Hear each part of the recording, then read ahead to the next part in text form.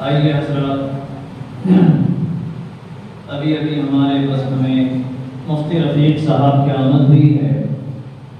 हम उनका इस्तक़बाल करते हैं।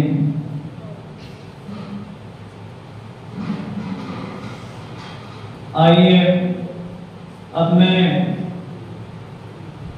शेख तबरेज़ इब्न शेख बशीर साहब बसमत ज़िला हिंगोली शोबे नाज़रा, मैंने दावत देता हूँ कि वह टेलीविज़न इस उन्वान पर अपनी तकरीर पेश करें।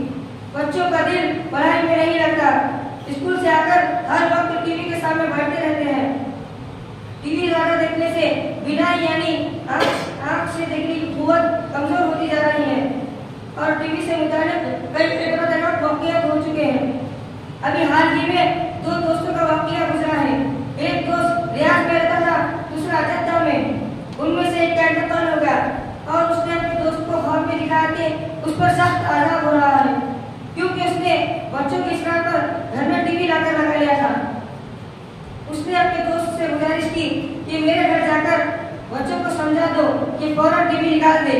चुनांचे वो सुबह उठकर अपने दोस्त के घर गया। उसके बच्चों से सारा माजरा बयान किया।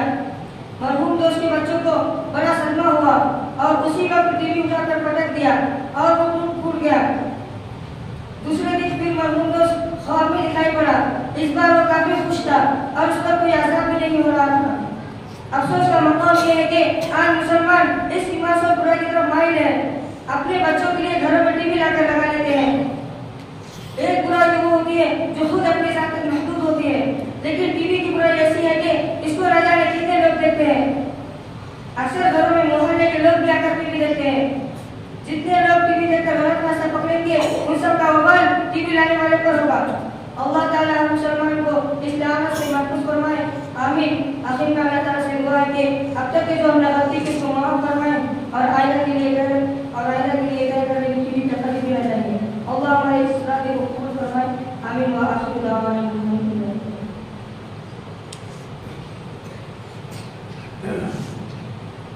माशाअल्लाह मौसूफ ने जिस उन्वान पे अपनी तकरीर पेश की है, आज यही सारी बुराइयां इस उम्मत के अंदर, हमारे माशरे के अंदर पनप रही है।